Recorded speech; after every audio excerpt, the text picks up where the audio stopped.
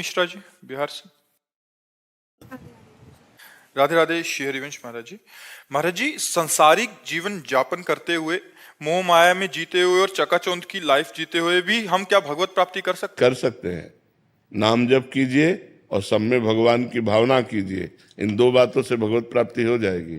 जिससे भी व्यवहार करें उनमें भगवान है, पावर है। परमात्मा मतलब पावर। जैसे हाइलोजन चमक रहा है, लाइट दे रहा है, पंखा हवा दे रहा है, लेकिन दोनों में बिजली एक है।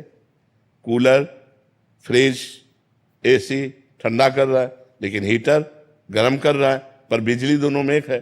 तो हम अच्छे या बुरे दोनों प्रकार के मनुष्यों में एक ही परमात्मा को देखें।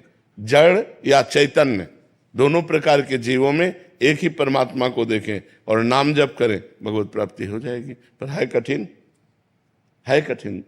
जो हमको गाली दे रहा है उसमें हम भगवान को देख सकते हैं क्या?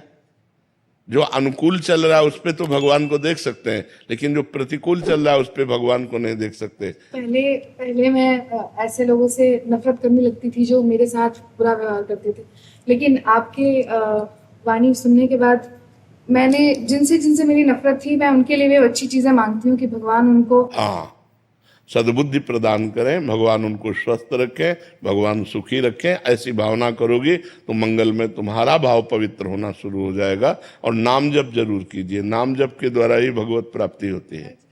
डॉक्टर पंकज शुक्ला जी। राधा वल्लभ श्री हरि। राधे राधे महाराज जी। गुरुदेव, आर्त भाव क्या है? क्या इसके भी प्रकार हैं?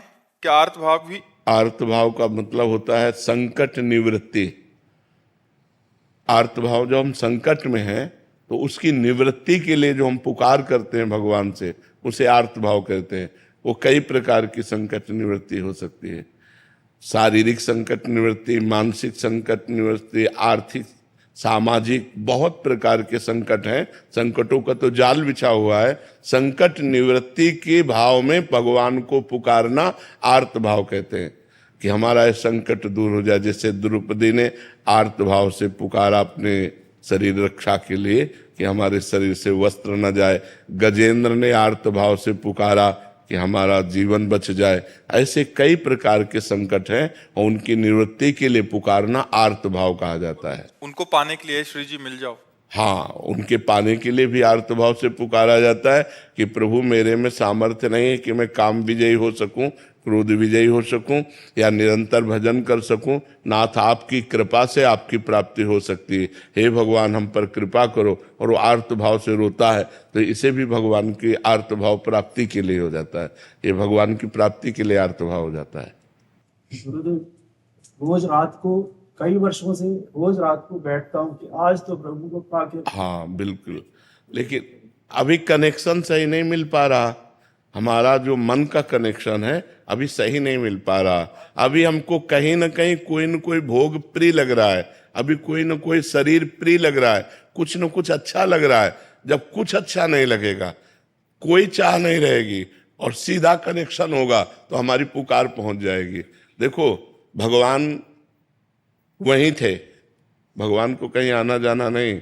जब सभा में द्रौपदी जी को लाया जा रहा था तो उनके मन में 5 पतियों का बल, सभासद धर्मात्माओं का बल, फिर अपने हाथ का बल, फिर दांत का बल।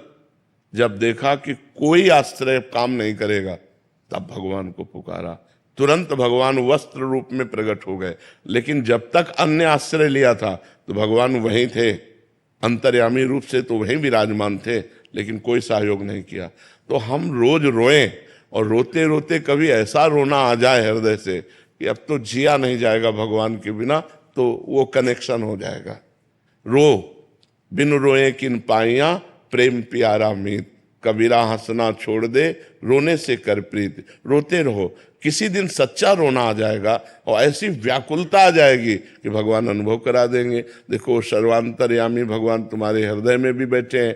ऐसा नहीं है कि वो तुम्हारी सुन नहीं रहे, वो सुन रहे, लेकिन अभी कोई और चाह है, अभी कोई और है अपना।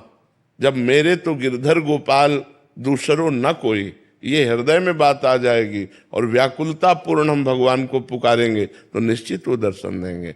जैसे अपने काशी के घाटों में भूख प्यास कष्ट सहते हुए रोज आज महादेव मिलेंगे, आज महादेव मिलेंगे, रोज आशा रहती, और एक दिन ये आशा पूरी हुई।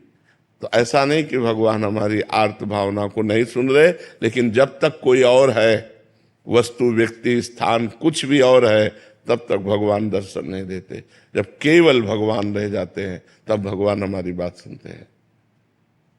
गुरुदेव डर लगता है कि प्राण ना निकले उसके पहले। नहीं, अगर प्राण भी निकल गए तो काम हो जाएगा, क्योंकि आप रोज भगवान से प्रार्थना कर रहे हैं और भगवान की शरण में और नाम जप कर रहे हैं, तो ये व्यर्थ नहीं जाएगा। ये तो अविनाशी भावना है, ये तो आप भगवान की बैंक में जमा हो रही है, तो आपका कल्याण करके ही छोड़ेगी।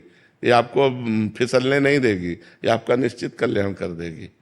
आप निर्भय रहिए, निश्चिंत रहिए।